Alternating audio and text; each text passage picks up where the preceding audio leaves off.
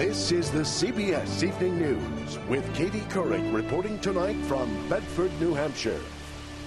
And this is a special Western edition. Good evening, everyone. The polls are closed in this first presidential primary of Campaign 08, and Republican John McCain has earned the title of the Comeback Kid. CBS News estimates he has come from way behind to win the Republican primary, beating Mitt Romney from next door Massachusetts, a big disappointment for him. To the Democrats now, Barack Obama, who won Iowa last week, is now battling with Hillary Clinton for first place here in New Hampshire. Democratic voters, by the way, told us they see Clinton as more qualified to be commander-in-chief. Republican voters give the nod on that to war hero John McCain. We have a team of CBS News correspondents deployed all around New Hampshire tonight to cover the major presidential candidates. And we'll begin with Kelly Kobiea, who is covering the McCain Straight Talk Express, which is back on track tonight. Kelly? Back on track and very happy tonight, Katie. John McCain worked very hard for this victory, and he got to celebrate it at least for a little while. He came out a few moments ago to deafening cheers to thank all of his supporters, volunteers as well. This is a great moment for a candidate who faced an uphill battle. His campaign basically left for dead a few months ago. He held more than 100 town hall meetings here, answering voters' questions, tough questions about his support of immigration reform, not a popular issue among core Republicans. Also questions about his support for the troop surge in Iraq. That was once thought to be the nail in the coffin of his presidential aspirations. And for now, it's actually working in his favor. But in the end, it wasn't necessarily issues about immigration or the Iraq war that helped McCain. It was really his leadership that voters cared about. And in that category, he's got scores high. My friends, you know, I'm past the age when I can claim the noun kid, no matter what adjective precedes it. But tonight, we sure showed them what a comeback looks like. The celebration doesn't last for long. McCain is back on the campaign trail first thing tomorrow morning, heading first to Michigan, a full day of events there, and then on to South Carolina. Katie? Now, independent voters, Kelly, in 2000 really catapulted McCain to first place here in New Hampshire, and he did well among independent voters this go-round, garnering something like 36% of them, right? He did very well among independent voters, and that was going to be the key for him, whether or not he could battle Barack Obama, a Democrat, for those independent votes. He scored very well, and that really may have made the difference for him. All right, Kelly Kobiea with the McCain campaign. Kelly, thank you. For Mitt Romney from neighboring Massachusetts, a very disappointing loss in his own backyard on top of his loss to Mike Huckabee in Iowa last week. Bill Whitaker is covering the Romney campaign. And Bill, Mitt Romney was exuding confidence all day long, predicting he would be victorious. What do they believe happened there? Well, Mitt Romney was just on the stage behind me talking about now it's on to Michigan with its 30 delegates. But despite the optimistic talk, this was a devastating blow to this campaign, which had pumped a ton of money and a lot of time into winning here, and whose opening strategy was to win big in the early states. The exit polls tell the story. Mitt Romney only won big with voters who called themselves conservative or very conservative, or with voters who were older, 65 and older, or wealthier voters. Most all the rest went to John McCain. On his core issues of terror and immigration and the economy, voters only gave him the edge on terror. So the only one bright spot is that Romney was the candidate that the voters said shared their values. But that wasn't enough to put him over the top. Still, Romney was talking about the future tonight. I will fight across this nation, on to Michigan and South Carolina and Florida and Nevada and states after that. He insists, win or lose, he's in this for the long haul. Katie? And Bill, in fact, he's looking forward to Michigan. At least that's what he told me yesterday because of his family ties in that state.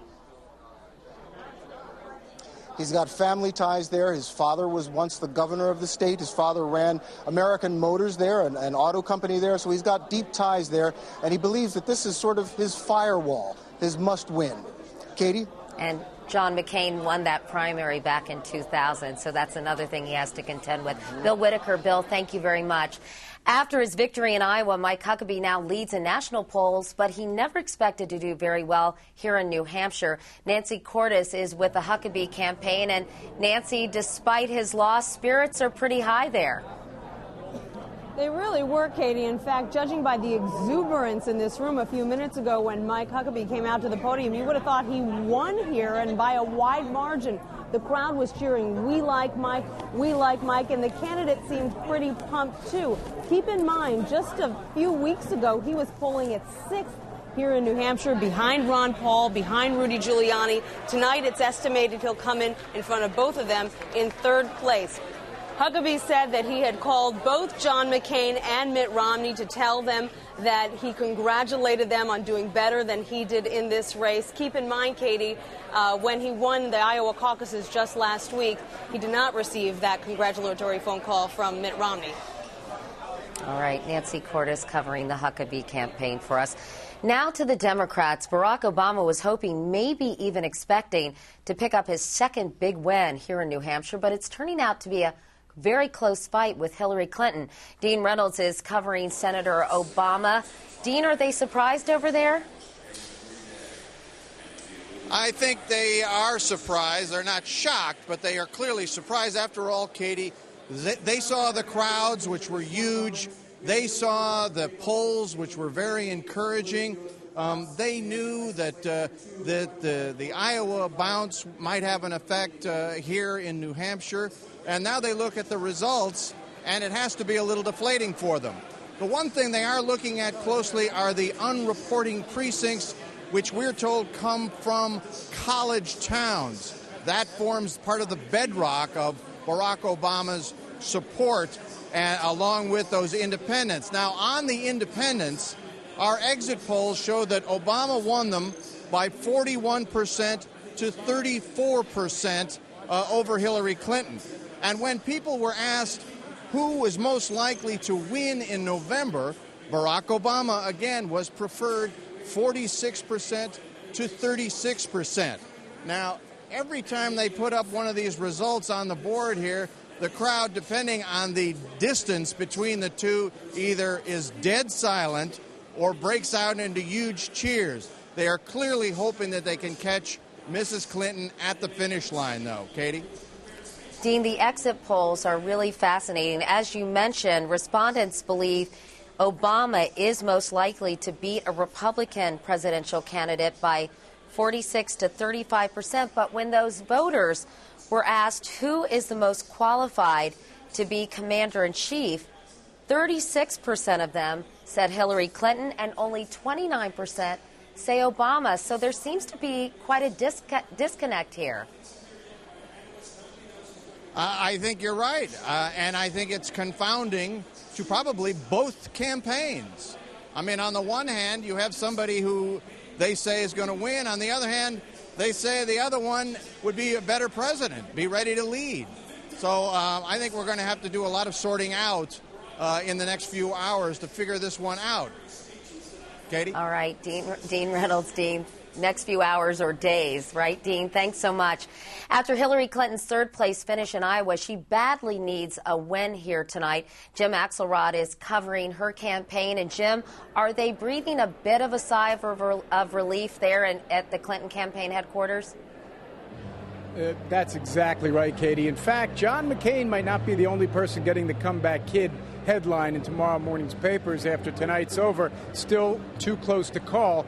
If you really want to understand what's going on, let me try to clarify a little bit with some exit poll data. 57% of the Democratic primary voters we talked to on the way out of the poll said the candidate's stance on the issues was most important to them. Only 41% said it was the personal qualities of the candidate.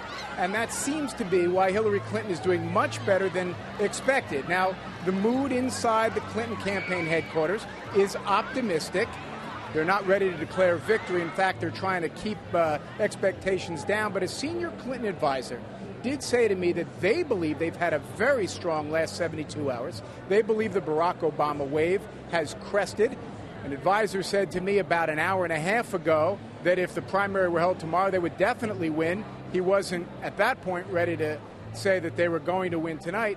But if things continue, that may be something that they have to talk about, because the way things are looking right now, Hillary Clinton is charging. I would like to make one point, Katie. That is, right now, the returns from Hanover, where Dartmouth is, and Durham, New Hampshire, where the University of New Hampshire is, have not come in yet. So those college towns where Barack Obama was expected to do very well, those results still to be counted. Katie? All right, Jim Axelrod. Thanks, Jim. John Edwards squeaked by Hillary Clinton in Iowa to finish second there. Chip Reed is covering the Edwards campaign. Chip, did they accomplish what they were hoping for here? Well, they sure did not, Katie. What they were really hoping for here was they knew they were going to be in third place, but they really wanted Hillary Clinton to do poorly.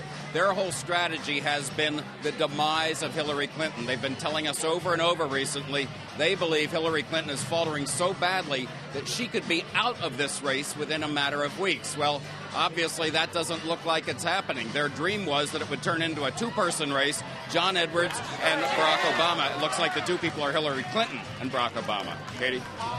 All right, Chip Reed, thanks very much.